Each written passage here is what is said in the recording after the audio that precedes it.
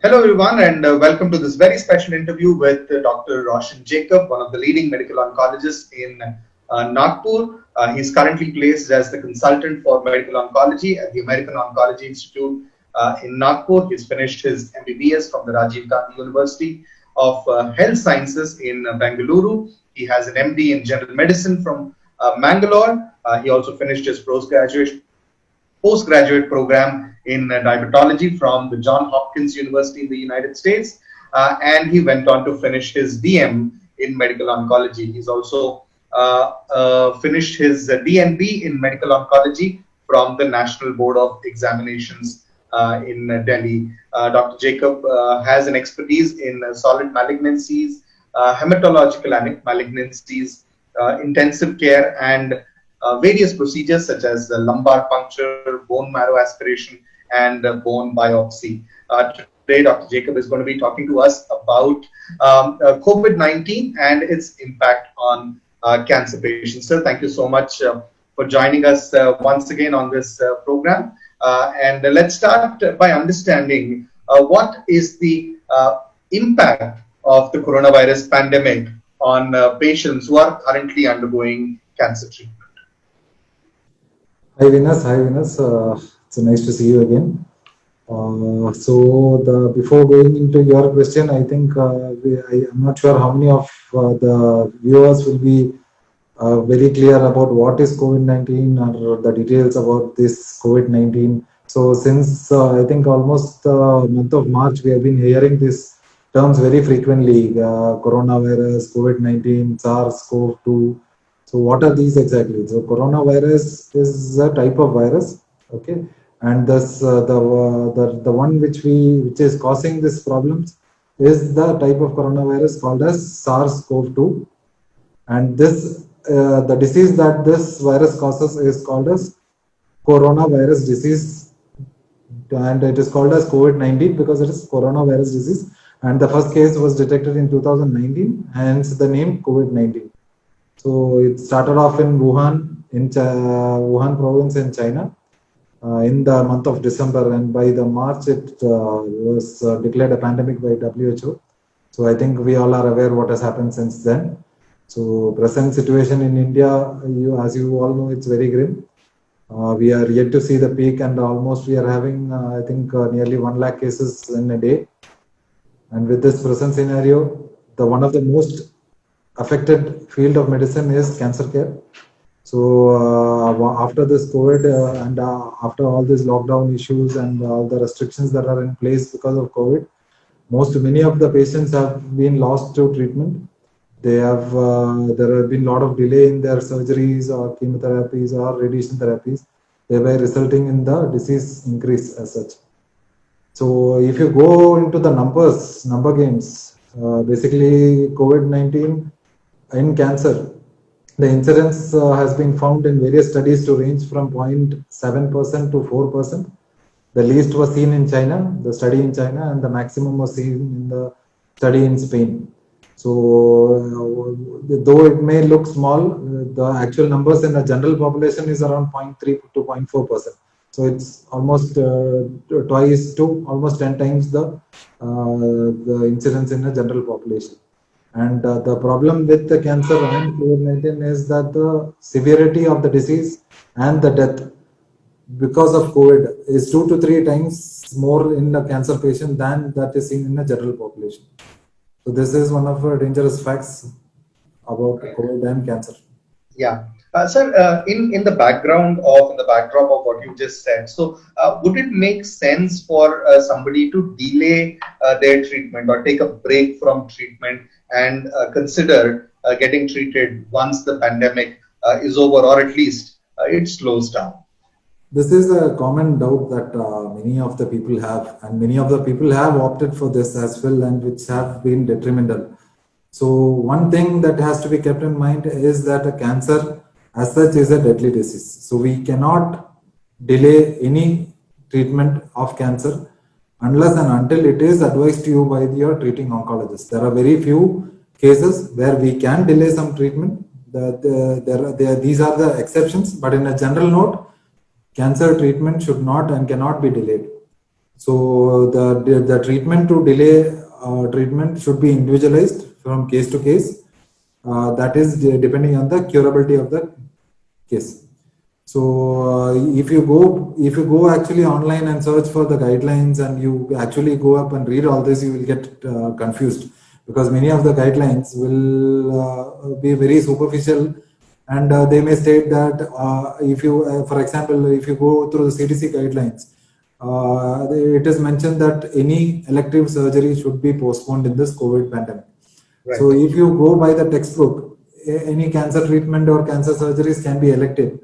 But it cannot be considered as elective, because if we postpone a cancer surgery, definitely the cancer will increase in size. It may change from a operable cancer to inoperable cancer. Okay, so the disease may increase and the patient may become incurable at one point of time. Right. So definitely we cannot delay surgery. It is the same even in if we see about radiation or chemotherapy. So these kind of decisions should be individualized. Exceptions are there, definitely.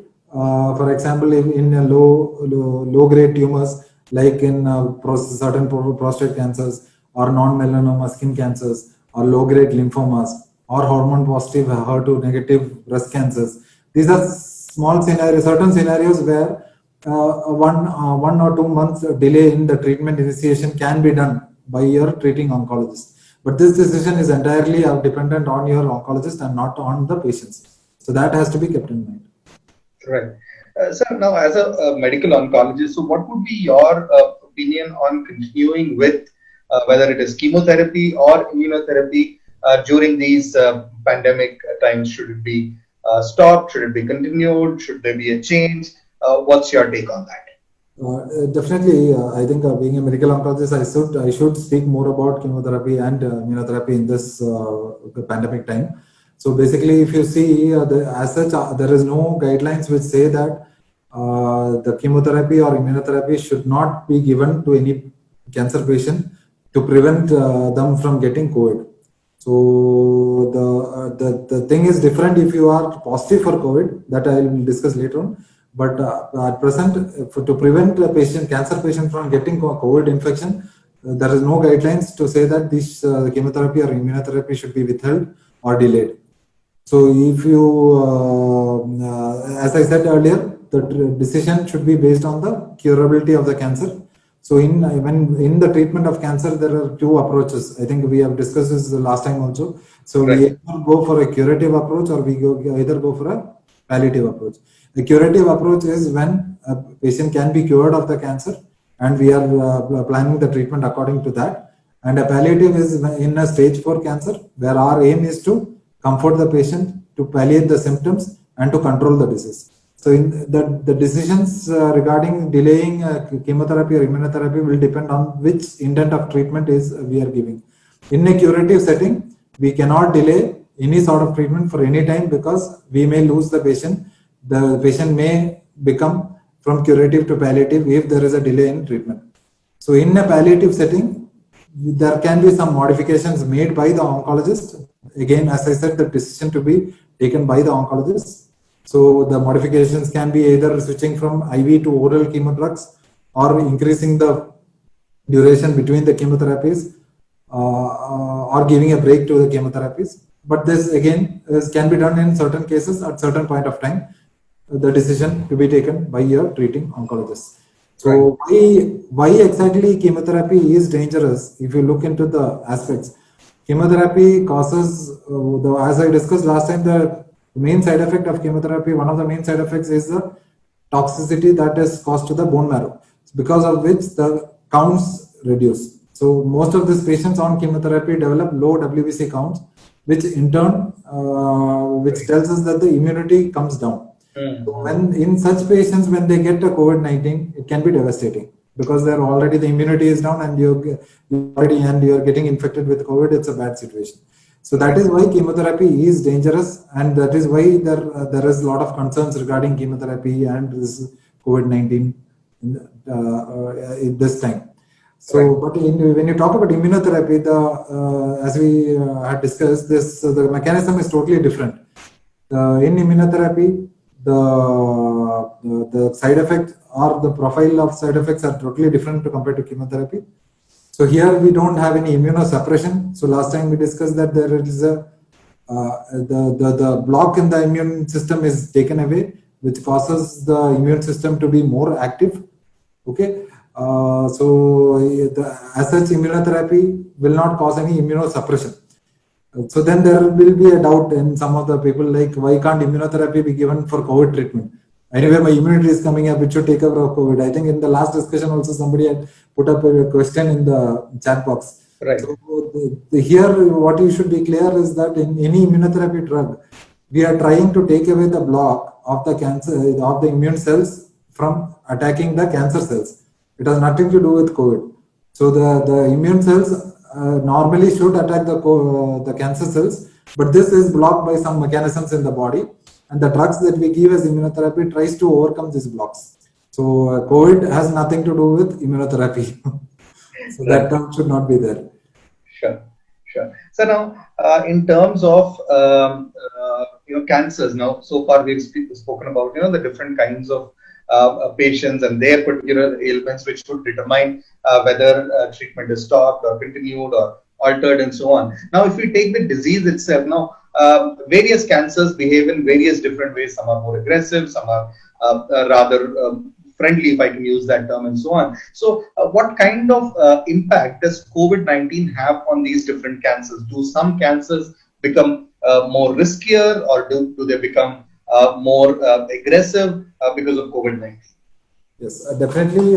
There are certain cancers which are more, the risk is higher if these patients get COVID-19. If the main important ones are basically all the blood cancers and the lung cancers. Why exactly? Because of blood cancers, simple, the immunity is low, you can get COVID complications will be more in all the blood cancers. That is one simple reason.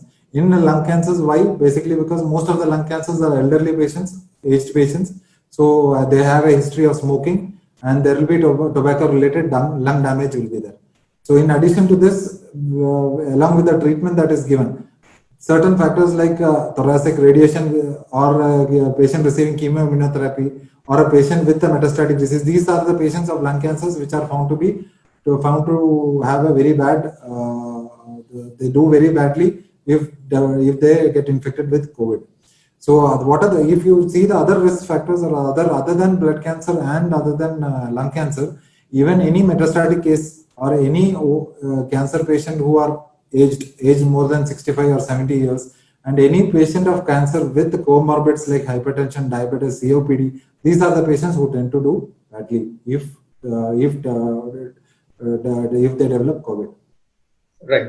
Now, so far we've spoken about the what I would call probably the better of the two scenarios, wherein the patient is not affected by COVID but is undergoing treatment for cancer. Now, what if the worst case scenario comes true and a cancer patient is affected by COVID along with his cancer treatment?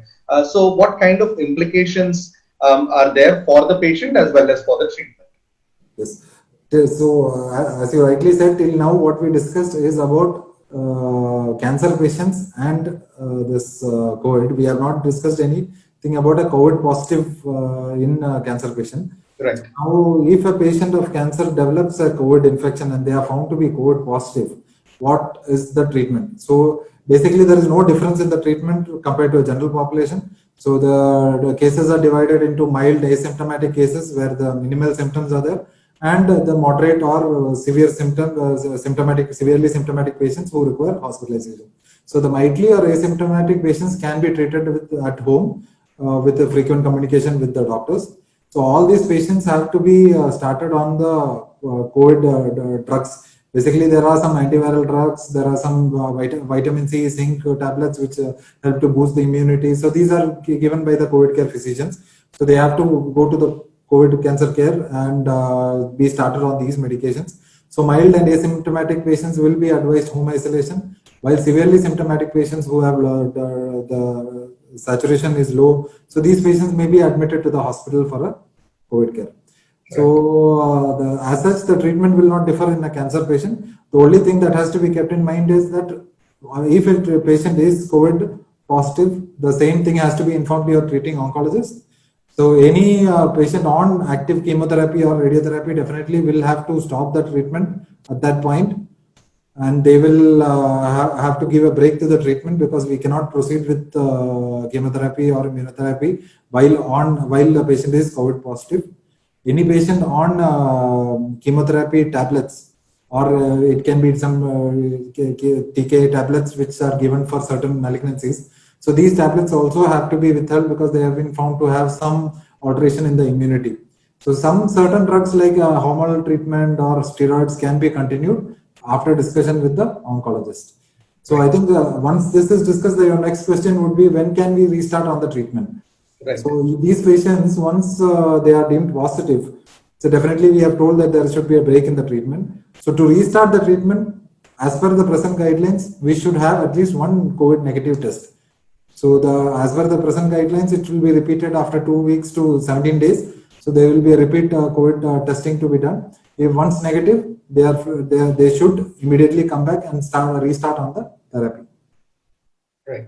So now, is there any evidence to suggest that cancer patients have a greater risk of contracting coronavirus? And if so, are there additional precautions that they can take to prevent the spread of virus to cancer patients?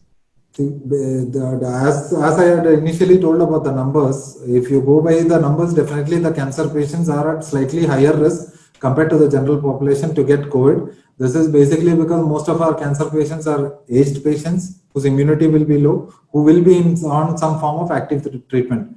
So these patients are definitely at a higher risk, ranging from 2 to 10 times more than the general population. So what can be done to prevent them? It is the same. There is no difference. What we have been discussing over and over again. It is just like we have to wear masks, maintain social distancing, frequent hand washing, use of sanitizers, avoiding going in a public space, avoid overcrowded areas. So these are the only few steps which you can prevent to protect yourself from getting COVID. And another thing that you can restrict is you can definitely restrict the hospital visits in certain cases. For example, a patient who has completed treatment and is on follow-up. So these patients are the best patients for teleconsultation. They can contact the hospital and have a teleconsultation with the doctors, which can prevent we can reduce the hospital visits for these patients, thereby reducing the chances of them getting a COVID. So another group of patients which can be delayed is basically the screening procedures. So routine screening for cancers can be delayed, so that once the COVID is controlled, we can go ahead with the screening procedures. Right. Sir, so now at the American Oncology Institute in Nagpur, so are there any additional precautions that you are taking over and above what a normal hospital would take, or the kind of facilities that are being provided for cancer patients or the attendants, or even for the staff for that matter, to make sure that the infection doesn't come in, and if even it does, then there are enough measures available to contain it? Yes. At AOI, at the American Oncology Institute, we have the state-of-art infrastructure and all the necessary care for the best precise oncological treatment of the patients. So since this COVID-19 pandemic, all the doctors, all the staff nurses, all the staffs in this hospital have been taking enough precautions to make the place as much safe as possible. So the hospital itself has taken up some policies like single entrance, blocking all the other entrances, making only a single entrance for all the patients and doctors and staff, screening of all the people entering the hospitals, basically testing of the patients who are getting admitted for chemotherapy or any form of treatment by at least a COVID antigen, rapid antigen test to ensure that they are not positive. Then basically sanitizing the common areas, that includes the lobby, the waiting areas, the restaurants, the reception. So these areas are frequently sanitized, and the securities are up. they are moving around the hospital to ensure that there is no overcrowding in the hospital. So and then we have recently ensured that there is no, or at least only single one attender policy, where we don't allow more than one attender to come inside the hospital. So all these policies are helping us to control the COVID-19 within exposure to our patients. So we are making it a safe place for the patients to receive cancer care. So in this pandemic season, so like we have almost had more than 1,700 patients in our center, with more than 750 chemos we have delivered, 300 plus surgeries, 300 plus PET-CTs, and more than 250 radiation treatments we have given. So by the numbers, you can see that we are very much active, and we are in the forefront to ensure that our patient gets the best care. And we are making sure that our patients are not alone in this fight for with the cancer care, even during this pandemic. Right. Sir, as a parting thought, I just want you to put some light on, now we've almost been in this pandemic for about 6 months. Looks like we will be in it for another 6 months, if not more. So how has it changed cancer care in any way, or will change it in the days to come? So if you have any thoughts and insights on that, we will close with that. Yes, definitely there has been a change. The change is basically that the number of patients getting treated have come down. So that is the reason why we are having this talk. Basically, because we need to tell the patients that the priority is to get your cancer treated, because the patients are scared of getting COVID, and they are defaulting the treatment, which can be detrimental. The cancer can grow, and then you can move from a curable state to an incurable state. So we don't want this to happen. So the patients should be in touch with their oncologist. So all the decisions should be taken case to case basis, and we cannot generalize any such any decisions for in general for the cancer patients. So the treatment decisions should be taken by their treating oncologist after the discussion individually. So that thing has to be kept in mind. So I think once we reach to the public and we tell them that this is the thing, I think they should start coming back to the hospitals, and they should take the cancer treatment on time. Right.